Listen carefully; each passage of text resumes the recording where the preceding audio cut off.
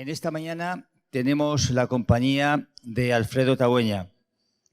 Él nos va a hablar de Jesús en el espiritismo. Concretamente, él pertenece a CEAS de Barcelona. En esta hora, Alfredo va a tratar de profundizar en algunos aspectos de la figura de Jesús, siendo consciente de que aún no disponemos de la capacidad suficiente para evaluar y comprender la grandeza de ese espíritu, del Maestro, alguien mucho más cercano a nosotros de lo que nos podemos imaginar y cuyas enseñanzas y ejemplos regeneraron y revolucionaron a toda la humanidad. Recibimos en esta mañana, como el primer conferenciante, a Alfredo Tagüeña. Buenos días a todos. Gracias por vuestra presencia, porque realmente vosotros sois quienes hacéis posible la celebración de cada congreso. Muchas gracias a la Junta de la Federación Espírita Española por invitarme una vez más para estar delante de todos vosotros. Los que me conocéis de otros años sabéis que siempre doy las gracias muy sinceras a Nenúfar, mi mujer, mi compañera en esta jornada terrestre, por toda la infinita paciencia que tiene conmigo y por todas las horas que me permite robar a nuestra convivencia familiar para dedicarme al estudio y a la divulgación de la doctrina espírita. Y especialmente también un recuerdo muy grato para mis queridos compañeros de CEAS de Barcelona, porque va pasando el tiempo y me siguen aguantando las mismas tonterías de siempre. Y por supuesto a la espiritualidad superior, que a pesar de mis limitaciones, de mis imperfecciones, me ha dado una nueva oportunidad de mostrarme como un trabajador más al servicio de nuestro amigo y Maestro Jesús. Jesús en el espiritismo. En la cuestión 625 del Libro de los Espíritus se plantea que cuál es el tipo más perfecto que Dios ha ofrecido al ser humano para que le sirviese de guía y de modelo. Imagino que la gran mayoría de vosotros conoceréis sobradamente la respuesta que nos da el mundo espiritual. Contemplad a Jesús. Amigos míos, ¿quién es este Jesús que el espiritismo lo presenta como guía, como modelo de la humanidad, y a pesar de que las referencias históricas que existen sobre él, más allá de los relatos evangélicos, son más bien escasas, confusas y vagas? Sin embargo, sus enseñanzas y su ejemplo han revolucionado al mundo y han marcado toda una época.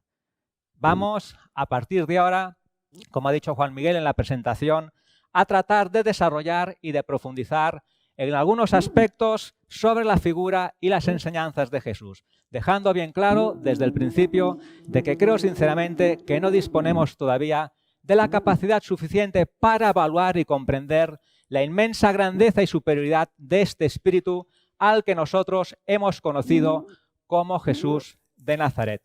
Pero, ¿qué le vamos a hacer? En mi ingenua osadía vamos a por ello, pidiendo, por supuesto, disculpas por adelantado por mi atrevimiento. En el libro Camino de la Luz, el mentor espiritual Emmanuel nos explica que existe una comunidad de espíritus puros que dirigen la vida y los fenómenos de todas las colectividades planetarias. Esa comunidad de seres angélicos, de seres puros, de la que Jesús es uno de sus miembros, nos explica Emmanuel que ya se ha reunido en las proximidades de la Tierra en los últimos milenios en dos ocasiones. La primera vez de ellas fue para tratar acerca de la organización de nuestro querido planeta y de todo lo relacionado con la vida que estaba a punto de desarrollarse en él. Y la segunda vez fue cuando se decidió la venida del propio Jesús a la Tierra para traer a la gran familia humana la lección inmortal de su evangelio de amor y de redención. La ciencia humana nos confirma ya desde hace tiempo que existe en el espacio, en el hemisferio norte, una gran y brillante estrella en la constelación de Auriga Cochero, a la que conocemos con el nombre de Cabra o Capella, y que se encuentra aproximadamente a 42 años luz. Pues bien, hace muchos milenios, uno de esos planetas de Capella alcanzó la culminación de uno de sus extraordinarios ciclos evolutivos, tal y como está sucediendo con nosotros ahora en el planeta Tierra. Nos explica Emmanuel que existían allí una serie de espíritus rebeldes y endurecidos que sinceramente no estaban nada preparados para acompañar esa transición planetaria, por lo que las grandes comunidades espirituales decidieron desterrarlos, expulsarlos hacia un nuevo mundo más acorde con su grado evolutivo y con sus condiciones, el lejano planeta Tierra, donde reencarnarían en el seno de razas primitivas, llevando con ellos una gran nostalgia y una infinita amargura por el paraíso perdido que dejaban allá en el firmamento distante. Este grupo de espíritus habrían de reencarnar y de trabajar en la Tierra en el esfuerzo regenerador y renovador de sí mismos, impulsando al mismo tiempo, con los conocimientos que ya traían, el progreso de los habitantes ya localizados originariamente en nuestro querido planeta. Jesús, como no podía ser de otro modo, envolvió lleno de misericordia y de caridad sin límites aquel grupo de seres angustiados e infelices, animándolos ante los sagrados triunfos que sin duda les aguardaban y sobre todo, prometiéndoles su propia venida en un futuro. Esa serie de espíritus guardaron en su intimidad el recuerdo de las promesas de Jesús, quien a su vez las fortaleció enviando antes de su propia venida una serie de grandes espíritus, misioneros, profetas, filósofos y sabios que habían de sembrar el terreno y preparar el clima espiritual para favorecer la divulgación de todo el mensaje que años después traería Jesús personalmente. Y es por eso que las grandes gestas del Evangelio habían ya sido cantadas y previstas en todas las culturas y civilizaciones a través de grandes profetas y enviados. Hasta que, amigos míos, finalmente Jesús, fiel a su promesa, descendió a la tierra para traer personalmente a toda la humanidad su mensaje de amor.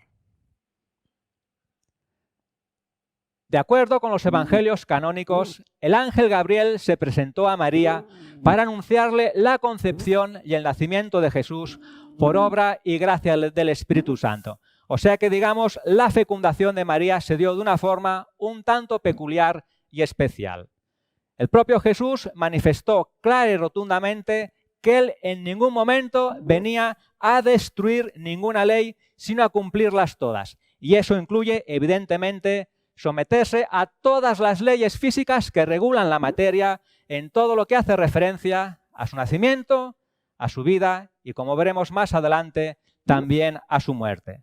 Por tanto, ha de quedar claro que la fecundación de María no se dio de esa forma sobrenatural por obra y gracia del Espíritu Santo, sino por vías plenamente humanas, naturales y tradicionales, a través de la unión sexual entre ella, María, y quien era su esposo, José, naciendo, como consecuencia de ello, 9 meses después, un precioso bebé que iba a marcar toda una época y a toda la humanidad.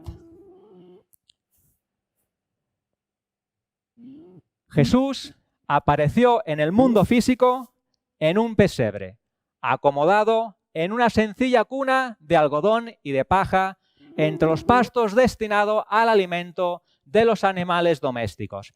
Y creo, sinceramente, que no somos suficientemente conscientes de que para que ello pudiera suceder, Jesús, un ser de tan sublime jerarquía espiritual, tuvo que descender en una gradual operación de reducción vibratoria desde las gloriosas regiones donde se encontraba y sumergirse lentamente en el océano de fluidos densos, pesados y cargados de la asfixiante atmósfera de la Tierra, recomponiendo con la materia propia de cada plano todo el equipamiento periespiritual que le permitiera adaptarse a las condiciones y a las leyes terrestres para poder finalmente ajustar su psiquismo tan elevado al restrictivo metabolismo biológico de un simple cuerpo carnal.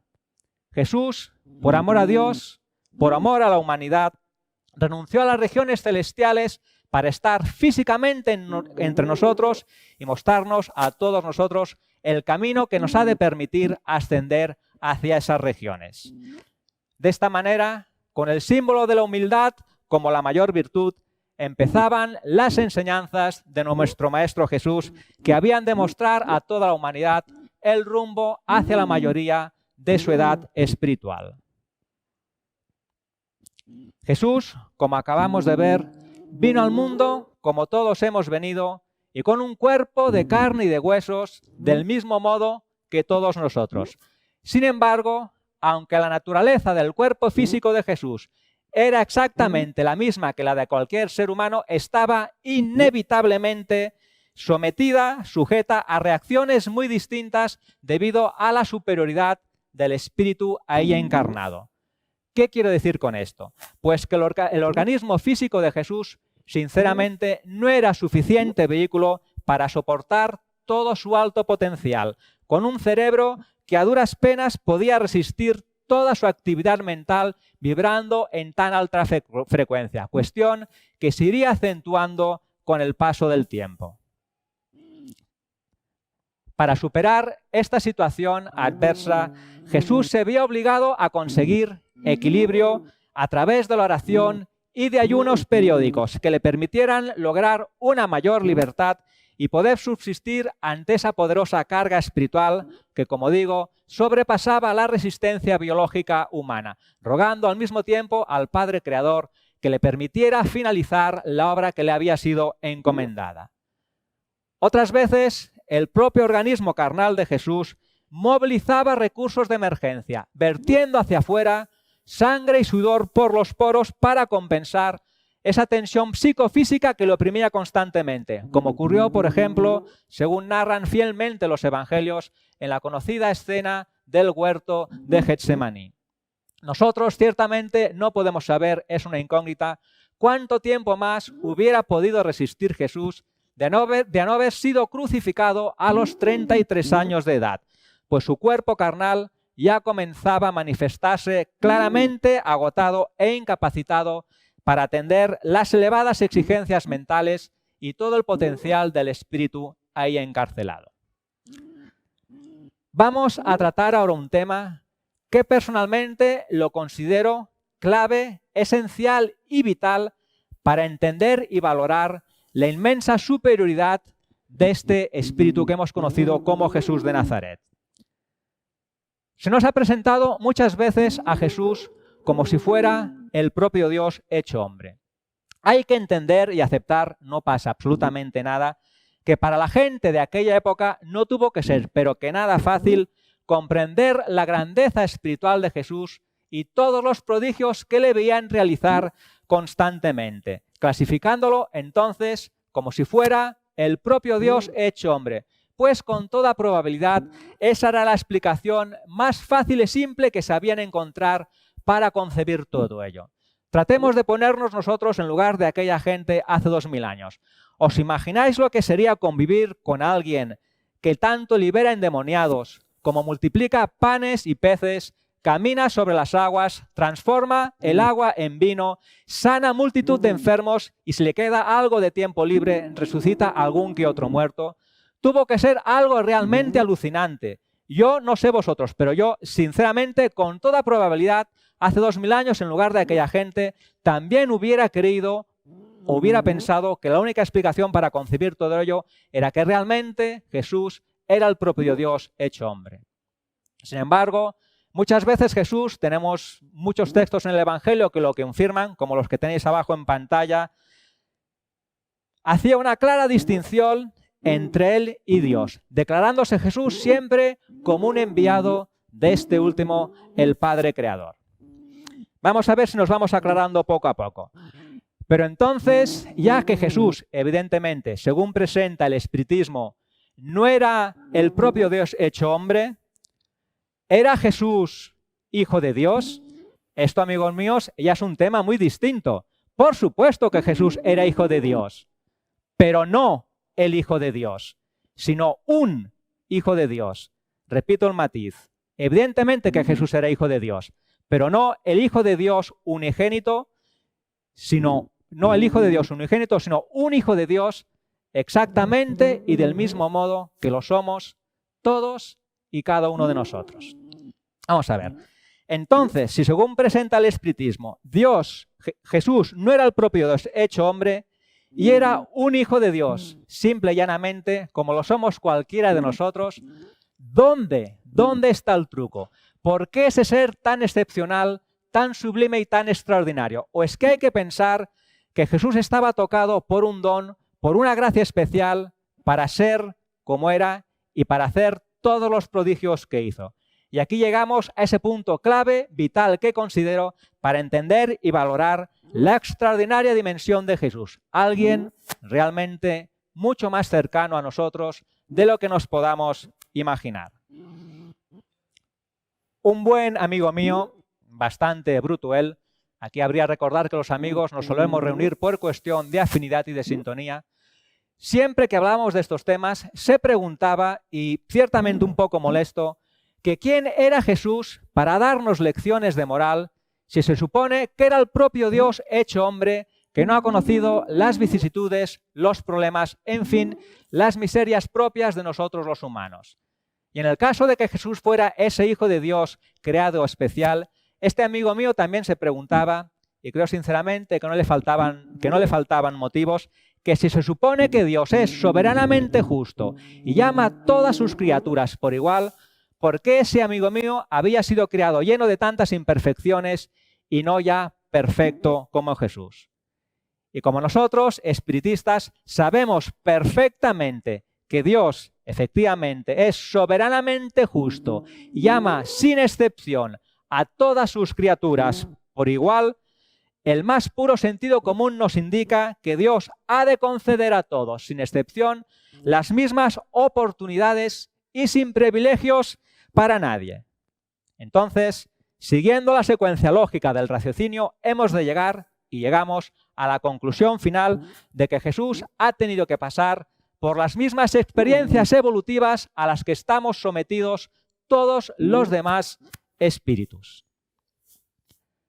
Este raciocinio queda confirmado en la cuestión 133 del Libro de los Espíritus, donde se nos dice que todos los espíritus son creados simples e ignorantes y se instruyen a través de las luchas y tribulaciones de la vida corporal. Dios, que es justo, no podía hacer a unos felices sin dificultades y sin trabajos y por consiguiente sin mérito. Dicho de una manera más concreta, más clara y directa, por si a alguien no le ha quedado claro. Jesús ha sido también, como todos nosotros, un espíritu imperfecto, un espíritu inmaduro, que ha empezado desde cero, sometido a las mismas leyes del progreso reencarnatorio, igual que todos nosotros, en el que ha recorrido toda la trayectoria de la evolución espiritual, afrontando y venciendo en sí mismo todos los instintos materiales, frustraciones, deseos, pasiones, aprendiendo y conquistando por mérito propio, por el ejercicio de su propio esfuerzo, todos los valores espirituales, hasta alcanzar finalmente el estatus, por decirlo de alguna manera, delante de la pobreza del vocabulario humano, de espíritu puro. Nos enseña la espiritualidad amiga también que los espíritus puros han recorrido todos los grados de la escala y se han despojado de todas las impurezas de la materia. Y muy importante, amigos míos, Jesús, nuestro Maestro, en modo alguno podría ser el guía y modelo de la humanidad que es si antes no hubiera sufrido y vivido en sí mismo todo aquello que ahora enseña a sus alumnos, porque justa y precisamente por haber pasado por lo mismo, por haberse sublimado a través de incontables experiencias físicas, es que Jesús pudo educar como educó, es que Jesús pudo enseñar todo lo que enseñó y es que Jesús pudo hacer todo aquello que hizo. Y por favor, no hay absolutamente ningún desmerecimiento ni se minimiza en nada la extraordinaria grandeza espiritual de Jesús por el simple hecho de que haya evolucionado bajo las mismas leyes y bajo los mismos parámetros a los que estamos sujetos todos los demás espíritus. Más bien al contrario, creo sinceramente que eso nos lo hace mucho más cercano. Lo encumbra en su verdadera y extraordinaria dimensión, reconociendo y valorando la grandeza y superioridad de ese espíritu que alcanzó por mérito propio, por el ejercicio de su propio esfuerzo, el conocimiento y la comprensión del amor como la ley mayor del universo. Vamos a darle la vuelta. Sin embargo, considerar a Jesús como el propio Dios hecho hombre o como ese Hijo unigénito creado especial, sería retirar de él una característica fundamental, la de un ideal, la de un modelo posible a ser alcanzado. Jesús nos dejó dicho algo realmente notorio y relevante. Aquel que cree en mí, las obras que yo hago, él las hará también, y aún mayores que éstas hará. Porque todas y cada una de las facultades que poseía Jesús están al alcance de todo ser humano. Porque todas esas facultades forman parte de las leyes naturales, todas esas facultades forman parte de la propia evolución espiritual. En definitiva, Jesús ha sido como todos nosotros. Ahora solo falta que nosotros algún día podamos llegar a ser como Jesús. Para finalizar este apartado, me gustaría decir que no tengo la más mínima duda de que a ese amigo mío brutote al que me he referido anteriormente, esta idea de Jesús, sinceramente, le va a encajar mucho mejor, le va a resultar mucho más cercana, mucho más comprensible y, sobre todo, mucho más fácil de amar.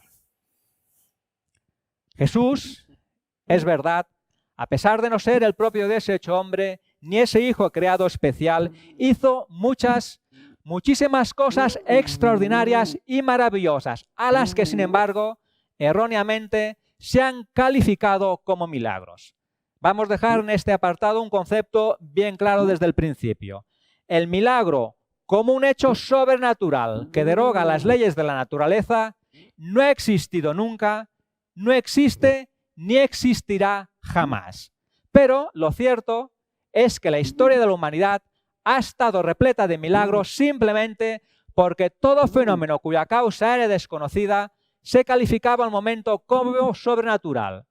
Pero a medida que la ciencia ha ido avanzando y descubriendo nuevas leyes, esos sucesos clasificados como milagros han ido desapareciendo a marchas forzadas, del mismo modo que la niebla más espesa desaparece delante de los fulgurantes y radiantes rayos del sol.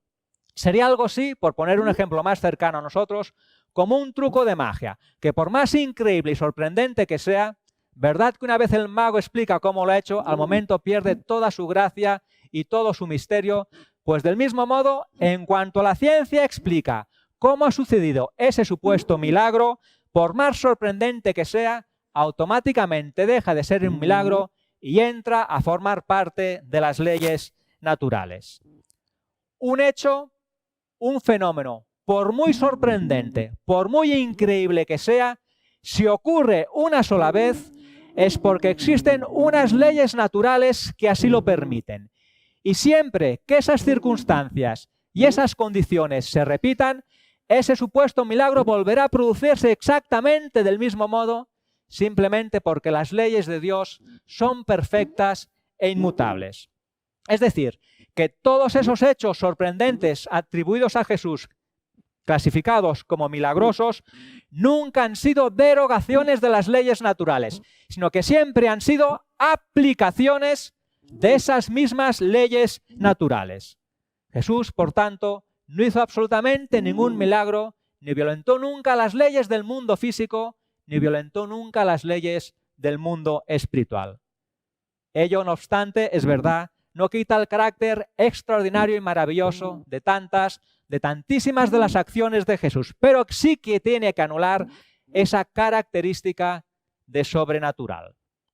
Por ejemplo, las numerosísimas curaciones que realizó Jesús se fundamentan todas en las facultades del alma y en las propiedades tan singulares de su periespíritu, del que fluían energías vitales inmaculadas y puras, que constituían un poderoso y superior agente magnético y terapéutico, hecho que además era reforzado por su fe tan grande y por su deseo incesante de hacer el bien, con lo que, digamos, conseguía una fuerza de penetración mucho mayor y una emisión fluídica mucho más grande, con lo que podía conseguir esas sanaciones y modificaciones tan sorprendentes en los enfermos. Por otro lado, en las muchas liberaciones de endemoniados que se relatan en los evangelios, la inmensa superioridad y pureza moral de Jesús le otorgaban una autoridad absoluta sobre esos espíritus inmundos, también llamados en aquella época demonio, y que no serían más que lo que nosotros llamamos en espiritismo como obsesores espirituales, bastándole a Jesús ordenarles que se retirasen para que inmediatamente, por una fuerza que no sabían entender, se vieran obligados y forzados a hacerlo. También son atribuidas a Jesús algunas resurrecciones de muertos, hecho evidentemente de todo imposible cuando el muerto está muerto de verdad. Es decir, cuando ya no existen reservas vitales capaces de sustentar el organismo físico, ni quedan tampoco lazos fluídicos uniendo espíritu y materia, en cuyo caso la única opción que hay de retornar a la vida física es solamente a través de una nueva reencarnación. Con toda probabilidad, estos hechos de resurrección relatados en los evangelios sugieren que se trataba de casos de letargia, donde se produce una pérdida temporal y general de la sensibilidad y del movimiento, haciendo que todas las funciones vitales y orgánicas se presenten aparentemente interrumpidas, pudiendo confundirse, y sobre todo en aquella época, hace 2000 años, con la muerte real. Y dada la enorme potencia fluídica de Jesús, es perfectamente comprensible entender que esa fuerza magnética extraordinaria haya podido reactivar esa vitalidad que se hallaba en estado latente. Repito, siempre y cuando el lazo periespiritual no estuviera definitivamente roto. En todo caso, si Jesús ha hecho de verdad, entre comillas, algún milagro que nos ha mostrado su grandiosidad y superioridad, ha sido que a pesar de haber nacido en la más humilde condición, a pesar de haber predicado solamente durante 3 años y con unos medios ciertamente pobres, exiguos, sus enseñanzas y su ejemplo han regenerado y han revolucionado el mundo. Porque Jesús, con la fuerza de sus actos y su ejemplo, nos ha mostrado el máximo código de conducta y de higiene moral que la humanidad ha conocido jamás, donde se enseña y refleja la más pura expresión de las leyes de Dios, la verdad con una V mayúscula y el amor con una A todavía más grande. Nos dice la mentora espiritual Joana de Angelis que el Evangelio de Jesús es un precioso tratado de psicoterapia contemporánea para los incontables males que afligen a la humanidad. Jesús iluminó las conciencias con la propuesta de liberación por medio del conocimiento de la verdad e integración en los postulados soberanos del amor. Efectivamente, en el Evangelio de Jesús encontramos la más sana propuesta para la solución de todos los problemas emocionales, morales, sociales y educativos de todas las personas. Jesús nos invita constantemente para que de una vez por todas nos reconozcamos como hijos de un mismo y único Padre Creador, uniéndonos en un gran abrazo espiritual de fraternidad y de solidaridad universal, bajo una misma y única bandera, la de ese amor, porque todos, sin excepción, tenemos el mismo origen y a todos, sin excepción, nos aguarda el mismo destino, destruyéndose por consiguiente de una vez por todas esos conceptos tan absurdos y exclusivistas de raza y de patria que todavía hoy en día enfrentan, separan, empequeñecen y empobrecen tanto a toda la humanidad.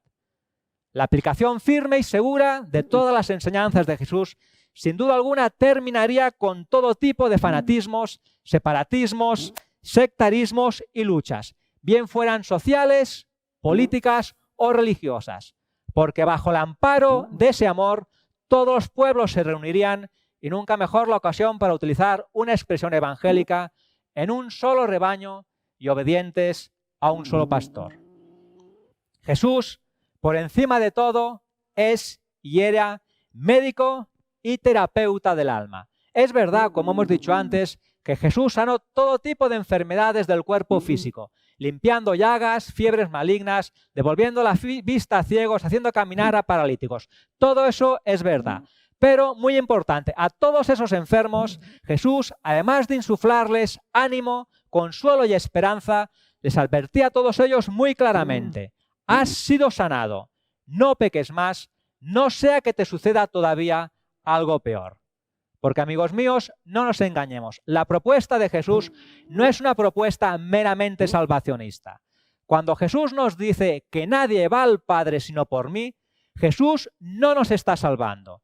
Jesús nos está mostrando el camino para que cada uno de nosotros se salve a sí mismo de manera individual. Porque toda regeneración y toda renovación tiene que comenzar en el interior de cada uno.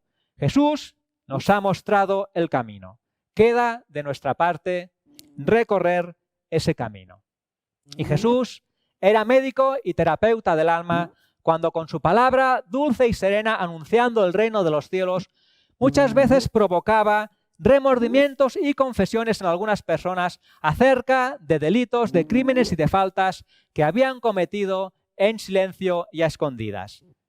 Entonces Jesús, profundo conocedor del alma humana, sabiendo perfectamente comprender los errores, fruto más que de la propia maldad en sí, de la inmadurez espiritual de cada uno, aconsejaba Jesús a los ladrones que devolvieran lo robado, a la que en aquella época se llamaba como mujeres erradas, que se redimieran de sus pecados, y a los más feroces criminales que, por favor, intentaran dominar y controlar sus instintos más inferiores, provocándoles al momento grandes transformaciones morales, con lo que automáticamente se alteraba la estructura de la justicia tal y como se entendía hasta entonces, que ya no debía ser más punitiva y destructiva, sino educativa y rehabilitadora.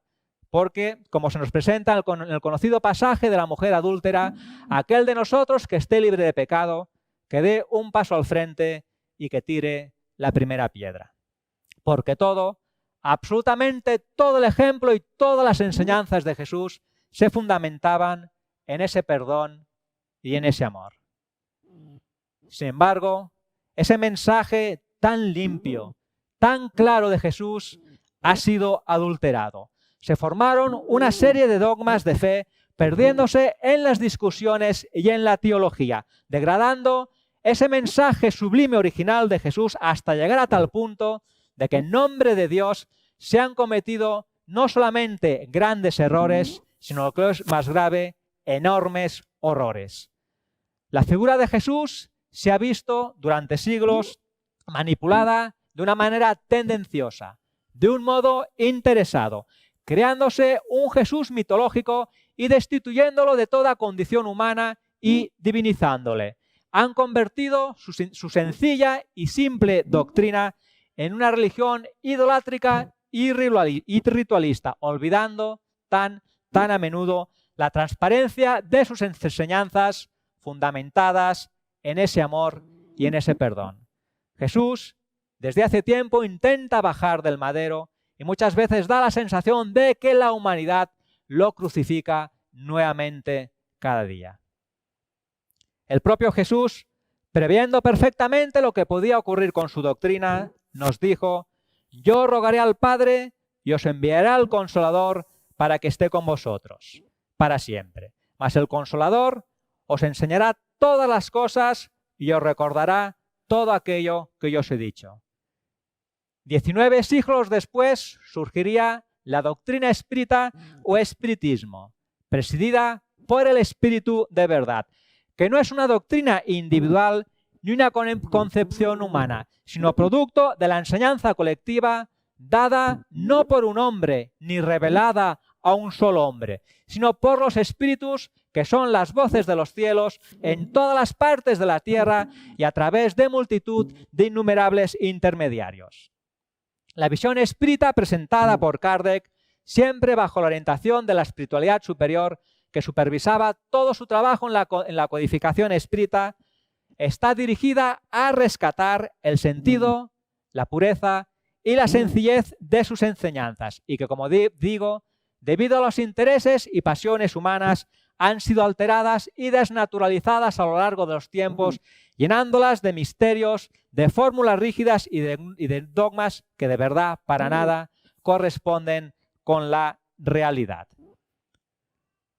Con las revelaciones que hace el espiritismo sobre la existencia del mundo espiritual y sus relaciones con el mundo corporal, explicando esos principios que unen a los vivos con los muertos, así como la definición, la concreción de lo que es el alma, sobre su pasado, acerca de su porvenir.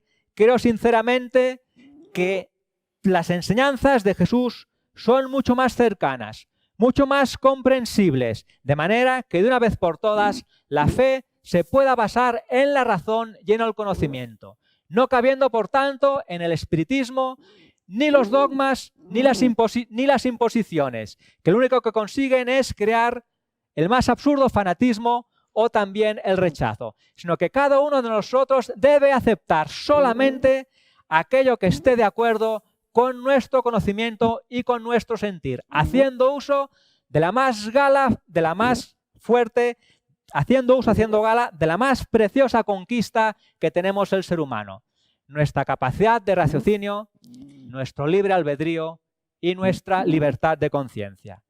En lugar de cosas milagrosas y de misterios, no se reconoce en espiritismo más que a principios procedentes de la observación directa y del estudio de las leyes naturales. Por eso, como tan acertadamente afirmara Kardec, fe inquebrantable solo es la que puede enfrentar a la razón cara a cara. El espiritismo es una doctrina que en su parte moral tiene por fundamento exactamente los mismos principios enseñados por Jesús. Es verdad que el espiritismo no puede ni quitar ni añadir nada esencial a ese mensaje, pero sí creo sinceramente que puede confirmar, esclarecer y desarrollar en términos claros para todo el mundo lo que Jesús nos había dicho en forma alegórica y todo lo que en germen se encuentra en sus enseñanzas, cumpliéndose de esta manera la promesa de Jesús de enviar a un consolador que nos habría de enseñar todas las cosas y recordar todo aquello que había dicho. En las conferencias que tuvimos ocasión de ver ayer, Divaldo Franco, Alfredo Alonso, Yanaina y Campetti, todos ellos en mayor o menor medida hablaron de Jesús. Y amigos míos, eso es porque el espiritismo es que no puede ser de otro modo y pese a quien pese, es y será siempre un espiritismo con Jesús. Es que es imposible que sea de otro modo. Allan Kardec nos dijo que el lado más bello del espiritismo es el lado moral. Es por sus consecuencias morales que triunfará, porque se sustentan en las máximas de las enseñanzas de Jesús, siendo un código moral cuyo carácter es universal.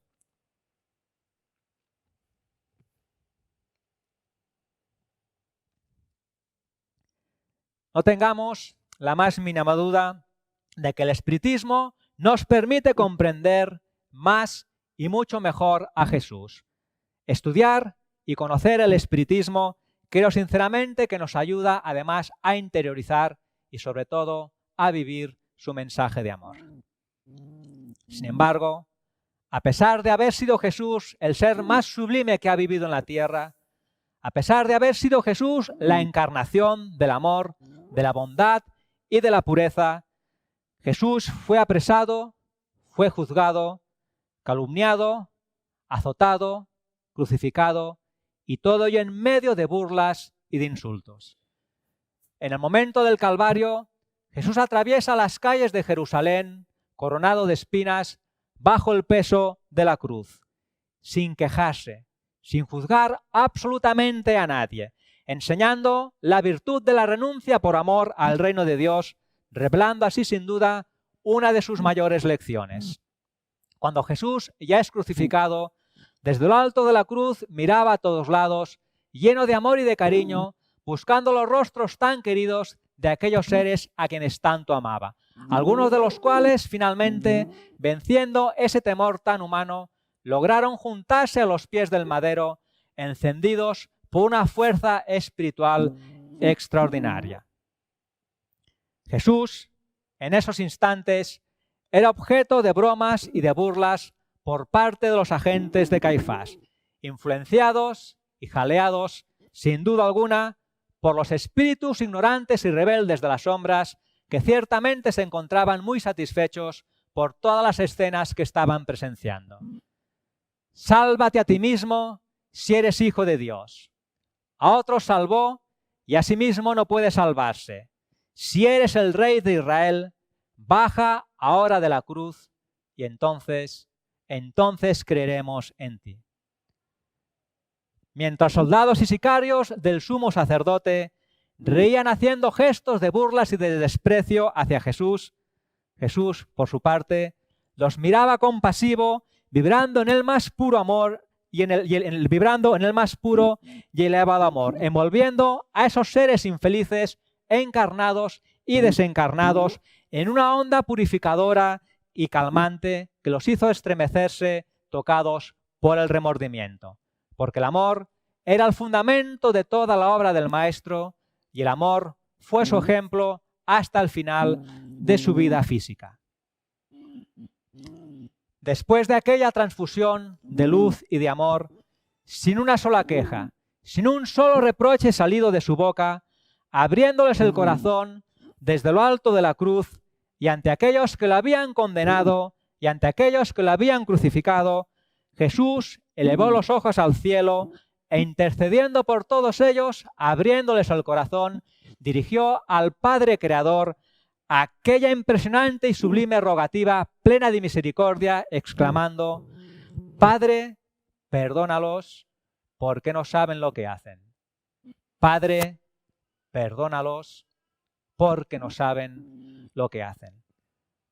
La voz de Jesús trascendió hasta lo más recóndito del infinito, alcanzando, como digo, no solo a quienes le habían crucificado y a quienes lo habían ordenado, sino también a toda esa falange de espíritus desencarnados que desde los planos inferiores habían agitado a las masas desequilibradas e invigilantes. Y finalmente, como nos narra, por ejemplo, el evangelista Lucas, Jesús, dando un fuerte grito, dijo: Padre, en tus manos encomiendo mi espíritu. Y diciendo esto, Jesús expiró. Amigos míos, que no nos quepa la más mínima duda de que Jesús, con su muerte física, nos mostró personalmente la inmortalidad del alma, eje sobre el cual absolutamente giraban todas sus enseñanzas. Narran los textos sagrados que Jesús resucitó al tercer día. Ya dijimos antes, y lo repetimos ahora, que cuando alguien ha muerto de verdad, nada ni nadie lo puede resucitar, porque las leyes de Dios son perfectas e inmutables. Pero lo cierto es que Jesús, después de su muerte, fue visto en varias ocasiones. Jesús habló con sus discípulos e incluso pudo ser tocado, como el caso del incrédulo apóstol Tomás, que necesitó poner los dedos en las llagas y heridas del Maestro para convencerse de que realmente se trataba de Jesús. Y todos estos hechos, como todo lo relacionado con Jesús, no se apartan para nada de las leyes de la naturaleza. Sin embargo, no es de extrañar que para los discípulos, los apóstoles de Jesús, desconocedores de las causas que originan el fenómeno de las apariciones y de las materializaciones, pudiendo verlo y tocarlo, pues, ¿por qué no?, fácilmente pensaran que realmente se trataba de un cuerpo físico resucitado. Y no lo olvidemos, más teniendo en cuenta que el cuerpo de Jesús había desaparecido de la sepultura.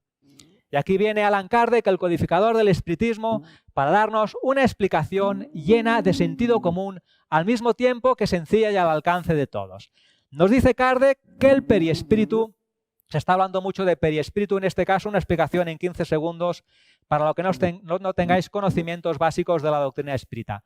El periespíritu es el cuerpo espiritual, el cuerpo fluídico que envuelve al alma y le da esa configuración humana. Cuando alguien dice que ve un espíritu o que ve un fantasma, lo que está viendo es ese cuerpo espiritual, ese periespíritu, así en 15 segundos. Bien, pues nos dice Kardec que el periespíritu es invisible en su estado normal, pero que como está formado por materia etérea, puede en determinado momento y por un acto de voluntad producir cambios en su estructura molecular y volverlo momentáneamente visible.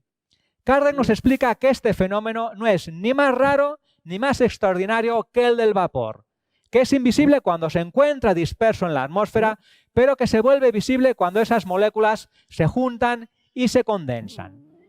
Y según la condensación de ese fluido periespiritual, la aparición puede ser a veces vaga, muy indefinida y vaporosa, pero otras veces puede adquirir ya una figura más clara y definida. Y en otros casos, evidentemente serán los más extremos, esa aparición puede llegar a la tangibilidad real al punto de confundirnos sobre la naturaleza de ese ser que tenemos delante nuestro. Y Kardec dice algo muy interesante y relevante. Si además el espíritu desea que lo reconozcan, dará a su envoltura los signos exteriores que ofrecía en vida, como fue el caso de Jesús, que se presentó a sus discípulos con las heridas y llagas en sus manos, pies y costados. Vamos a retroceder un momento. Estábamos diciendo que narran los evangelios que Jesús resucitó al tercer día, presentándose, eso es cierto, en primer lugar a María de Magdalena. Así nos narra ese encuentro el evangelista Marcos. Jesús resucitó en la madrugada del primer día de la semana. Se apareció primero a María Magdalena. Ella fue a anunciárselo a los que habían sido compañeros de Jesús y que estaban tristes y lo lloraban. El diálogo no descrito en los evangelios que se estableció en ese encuentro entre Jesús y María de Magdala está narrado en forma de poema por el espíritu María Dolores a través de la psicografía de Francisco Cándido Javier. En esa revelación mediúnica se esclarece dónde estuvo Jesús en las horas siguientes después de su muerte física hasta la primera aparición a sus discípulos, revelándose y comprobándose una vez más, pero de un modo excelso, sublime y extraordinario, el inmenso amor de Jesús y la infinita misericordia hacia todos los sufridores. Cuando María Magdalena pregunta a Jesús que cómo es que todavía no ha subido a los cielos para reunirse con el Padre, Jesús le contesta que no solo aún no ha subido a los cielos para reunirse con el Padre, sino que por el contrario ha bajado a los reinos más inferiores para buscar a alguien a quien mucho amaba, encontrándolo totalmente amargado y en plena crisis de locura. Jesús explica que tuvo que demorarse acariciando y protegiendo a este ser hasta que finalmente logró que se adormeciera y estar preparado para recibir los cuidados que su muy delicadísima situación precisaban. María Magdalena pregunta a Jesús que quién es esa persona que le hizo descender a los reinos inferiores antes que ir al encuentro con el Padre. Y entonces Jesús, con voz clara y serena, replica a María: María, un amigo no olvida el dolor de otro amigo que cayó. Antes de elevarme a la celeste alegría, al sol del mismo amor a Dios en que te deleitas, después de la cruz, descendí hacia las sombras a fin de aliviar el inmenso dolor de Judas. El apóstol, porque por confundir el reino material con el reino espiritual, por no entender la verdadera naturaleza de la misión de Jesús, se dejó engañar y embaucar por los romanos para traicionarle. Queridos compañeros, el espiritismo nos invita constantemente a buscar a Jesús y seguir su ejemplo. Pero por favor, no cometamos ese error tan infantil de buscar a Jesús lejos de nosotros, porque por poco que sepamos buscar y sentir, lo vamos a encontrar siempre, siempre muy cerca nuestro, a nuestro lado. Jesús nos dijo algo muy relevante también: donde 2 o 3 se reúnan en mi nombre, allí estaré yo en medio de todos vosotros. ¿Cuántos de nosotros nos hemos reunido aquí estos días en este congreso en nombre de Jesús? Amigos míos, trabajemos con y para Jesús. Respondamos con alegría y absolutamente sin ningún miedo a la convocatoria del Maestro. Oigamos una vez más en nuestro interior, con infinita alegría y esperanza, la voz del Maestro cuando nos dice: bienaventurados seréis cuando os injurien, os persigan y digan con mentira toda clase de mal contra vosotros por mi causa. Alegraos y regocijaos, porque vuestra recompensa será grande en los cielos. Pero cuidado, cuidadín, porque puede ser que la tarea que nos propone Jesús no sea nada fácil. Al contrario, será un camino lleno de espinas, que exigirá renuncias, mucha voluntad, mucha disciplina y sacrificios, porque el propio Jesús nos advierte de que ello lo vamos a conseguir entrando solamente por la puerta estrecha, de que muchos van a ser los llamados, pero pocos los elegidos, de que tendremos que devolver bien por mal, de tanto en tanto tendremos que poner también la otra mejilla y perdonar no solamente 7 veces, sino hasta 70 veces 7, y encima nos piden que intentemos amar a nuestros mayores enemigos. Entre otras muchas cosas que la lista la haríamos muy larga y yo ya tengo que ir acabando mi conferencia.